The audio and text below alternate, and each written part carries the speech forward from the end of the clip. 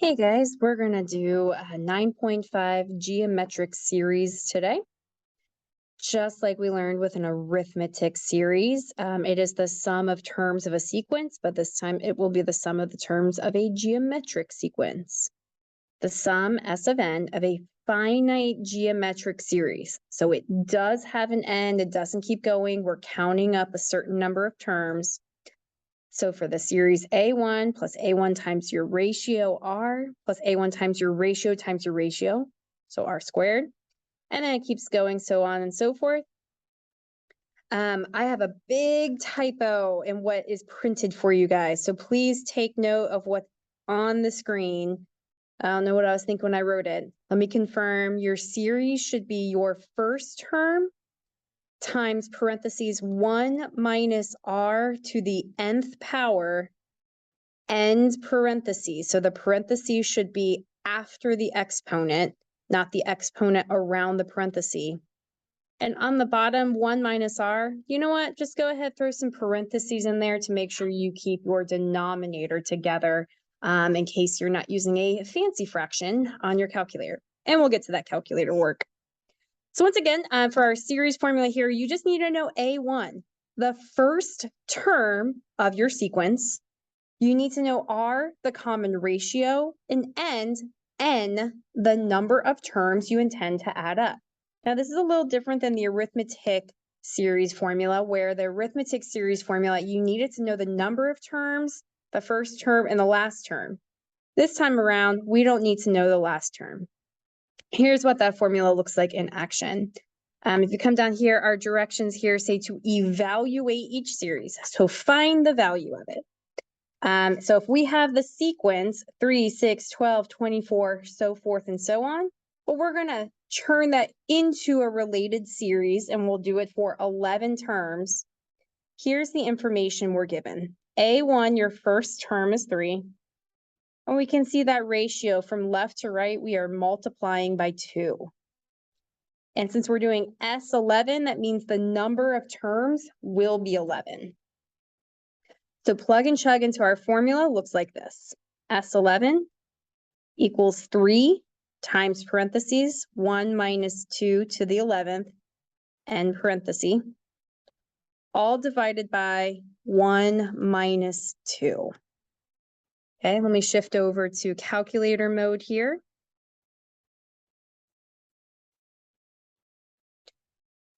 All right, so when you're typing this in, again, alpha y equals, we've done that a couple times. Option number 1, numerator over denominator. Some of you don't have that function on your calculator. Just be really careful to put in parentheses. You're doing 3 parenthesis 1 minus 2 to the power of 11. And if you're like me, you're going to forget to drop down from that exponent. So try to remember to drop down and then close your parenthesis there. On the bottom, again, if you're not using the fancy fraction, please make sure you have parentheses around your denominator, because you want that to be 1 minus 2. Order of operations without that would divide by 1 and then subtract 2. Okay.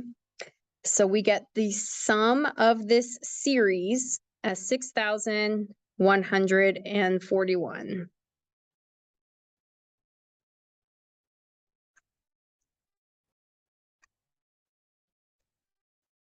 Whoops. Great. So that's a simple one. Let's go to the next one. We see it's already written as a series, 1/3 plus 1/9 plus 1/27, all the way to 1 over 19,683.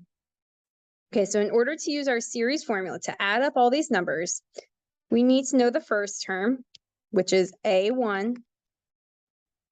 We need to know the ratio. So as we move left to right, we are multiplying by 1/3 as well.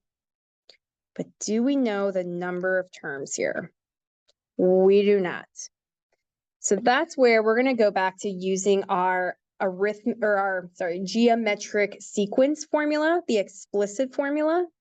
So I'm going to add that to the list of things I know. Again, the theme of this unit, hey, identifying pieces of information you know to help you figure out the things that you need to know. So one of the things we do know is the explicit formula, an, any term is its first term times the ratio to the power of n minus 1. Okay, so an, it could be my last term here, 1 over the 19,683. It equals my first term, 1/3, times the ratio, 1/3, to the n minus 1 power. Oh boy, guys, we have to solve for an unknown exponent. So guess what we get to use? It's so exciting. We still get to use stuff from our previous unit. We are going to need a logarithm here to solve. So keep in mind, in order to solve this, we do need to have our base to an exponent isolated on both sides. And right now I have this 1/3 being multiplied. Now you could use some laws of exponents to combine that in there. I'm just going to kind of multiply both sides by 3 to kind of cancel it out. And if you did, we'll just leave that as 3 over the 19,683 equals that 1/3 to the n minus 1. And hey, I can go ahead and say this is going to be a logarithm on both sides. Okay.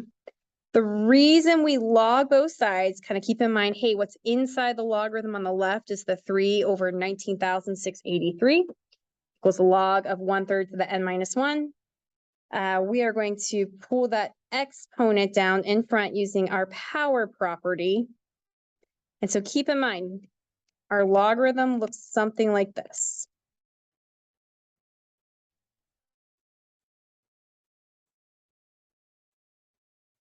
I'm ultimately trying to solve for n, so I'll divide both sides here by this logarithm.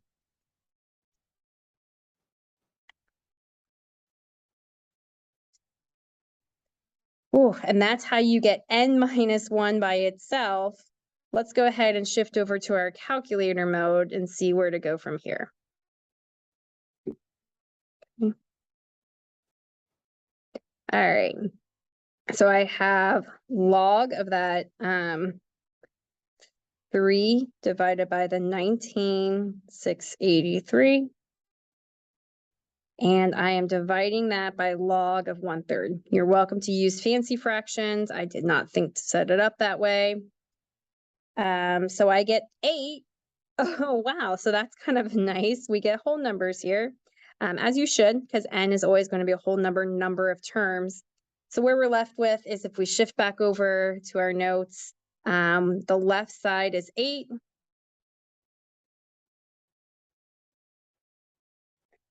And so we have 8 equals n minus 1, add 1.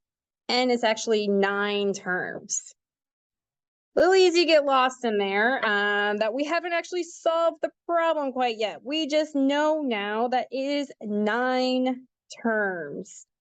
Okay, so what I'm going to do with that new information, since I now know n is 9, my series formula here, series of 9 terms will be the first term 1/3, 1 minus 1/3 to the 9th, all over 1 minus 1/3. Okay, so I'll shift one more time. Probably won't shift over to calculator every single time here, but the way you want to type that in. This time I will use a fancy fraction, alpha y equals. And I'll just type in 1/3 like that. Parentheses 1 minus. I'm going to be careful to put my ratio of 1/3 in parentheses and then take it to the 9th power. And then again, make sure you kind of, especially if you're not putting in a fancy fraction, you want to make sure, hey, that is all together there in your numerator. And then in your denominator, if you're not using fancy, or if you're using fancy fraction, you can just type in 1 minus 1/3. If yours doesn't do this, make sure you do have parentheses around your denominator there. We end up with 0.4999745,974. And I do believe this is too difficult of a number for your calculator to turn into a fraction. We could do that by hand, but let's just go ahead and do the best we can here. We'll make that 0.49997.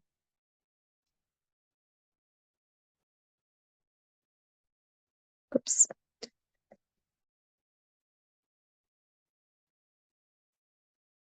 Okay. So that's where we're at. Great. Pretty much the only information you might not have is the number of terms. There are other ways. You don't have to go through all that logarithmic work. You could continue to multiply by 1/3 and just see what the numbers become until you get the 1 over 19,683. Any opportunity I have to review material we've done before, you know I'm going to take it. All right, let's come down. Here's an example that is in our summation notation. We have sigma of n equals 1 for the lower limit to n equals 10 for the upper limit. And the equation that we're adding up is 5 times -2 to the n minus 1 power.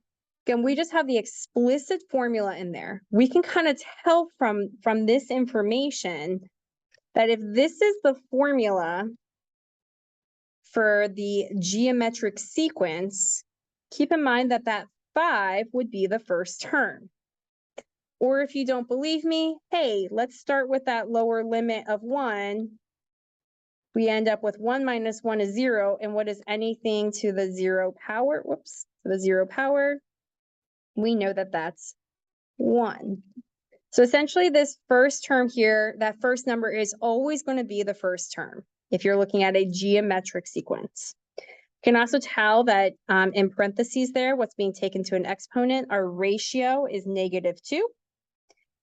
And hey, from 1 to 10, that is a total number of 10 terms.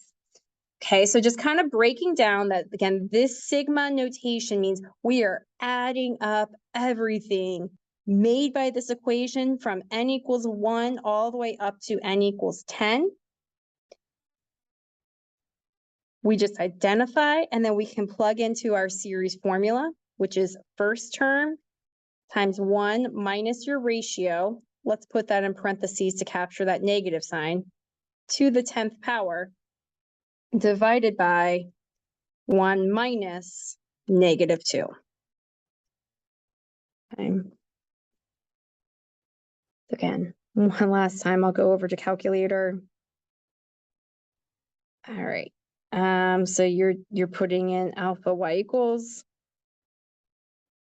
5 parentheses 1 minus -2 to the 10th power.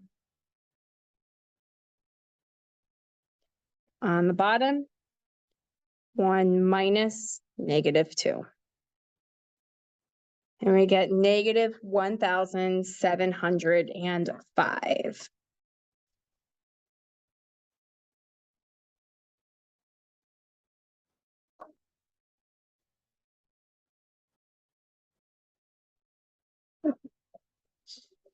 And last one we'll do is a word problem here.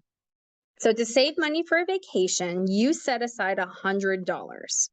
For each month thereafter, you plan to set aside 10% more than the previous month. How much money will you save in 12 months? All right, so you are kind of like in the first month, you're setting aside $100, and every single month thereafter, so another month goes by, you plan to set aside 10% more, and you're doing this for a total of 12 months. Okay, so a couple easy things. Your first term is 100. And we're doing this for a total of 12 months. So again, I'm kind of making an assumption. I will admit that maybe some of the wording's unclear, and I would hear arguments either way that maybe you're saying, hey, it's 12 months in addition to what you've already set aside. And so I would probably honestly reword this one as I look at this at the moment. I would probably reword it for a test or a quiz. But let's just say, hey, $100 in month 1, and then we're doing a total of 12 months. This 10% more, when you guys see a percentage, if you're comparing one thing to another, it is a ratio. You're not adding 10%.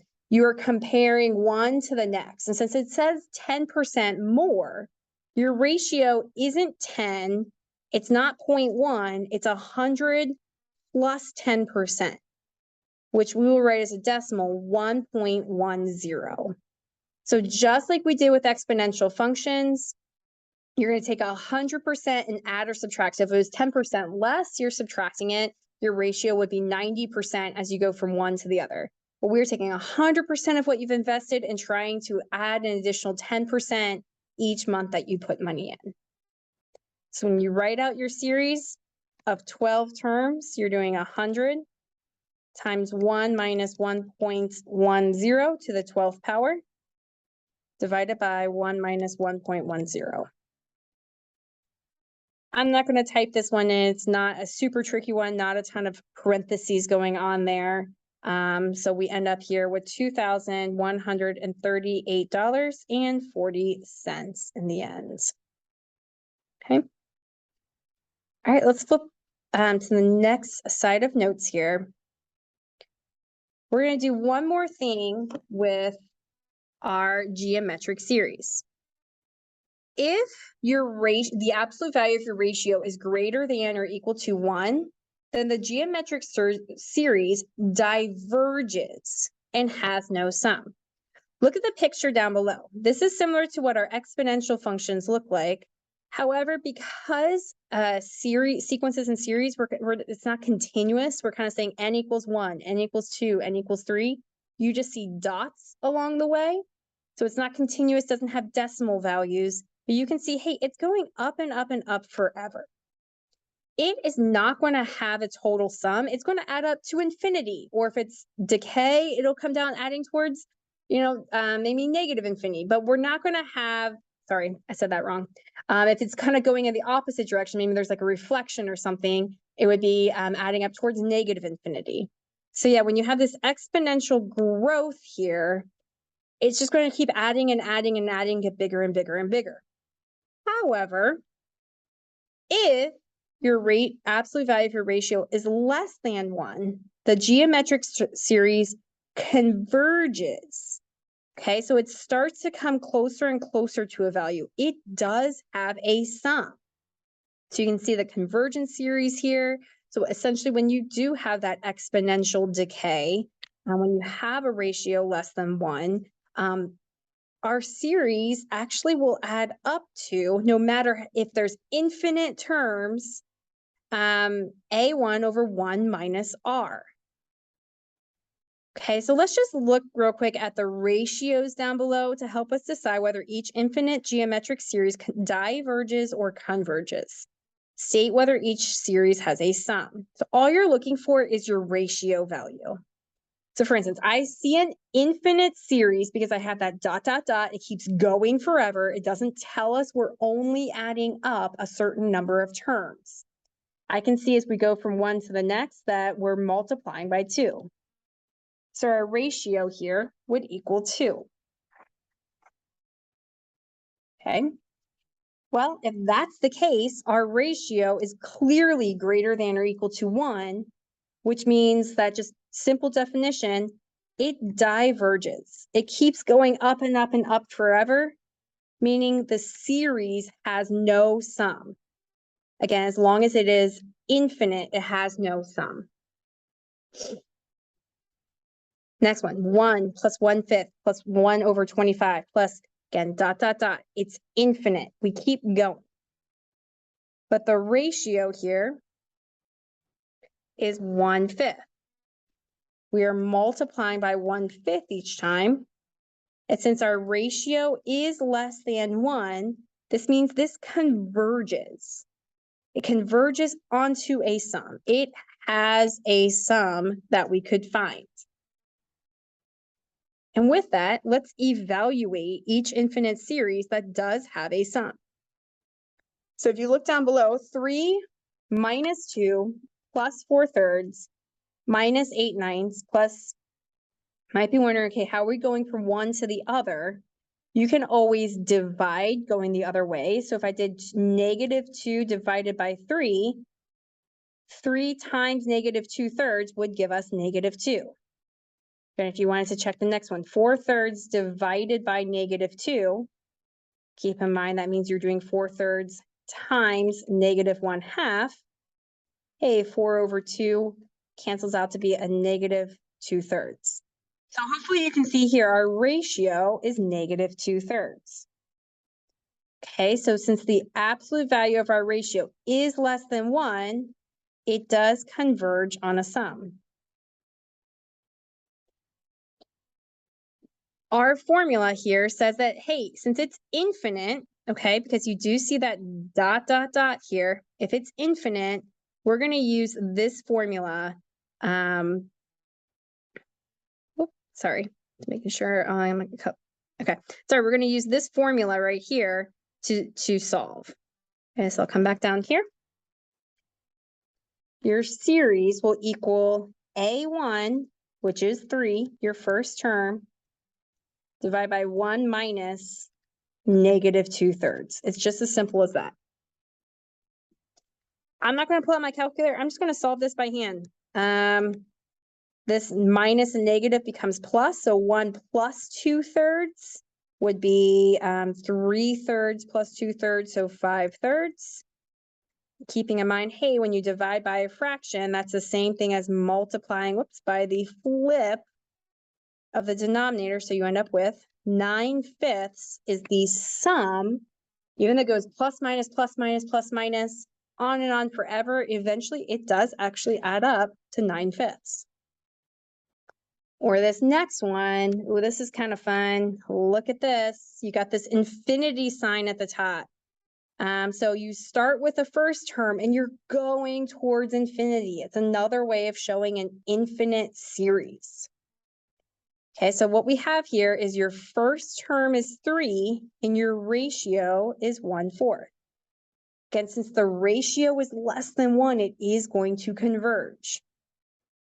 Our series will add up to be first term over 1 minus your ratio of 1/4.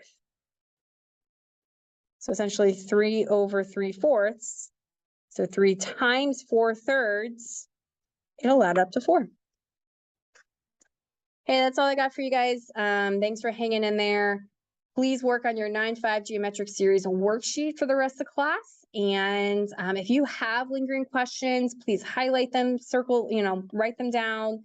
We'll deal with it tomorrow. If you feel good, you think you have a good understanding, feel free to, do your problems, check your answers on Schoology, everything good, turn it in today. If you have those lingering questions, we'll deal with it tomorrow, okay? So do the best you can, work together. You guys always do awesome like that. See you tomorrow.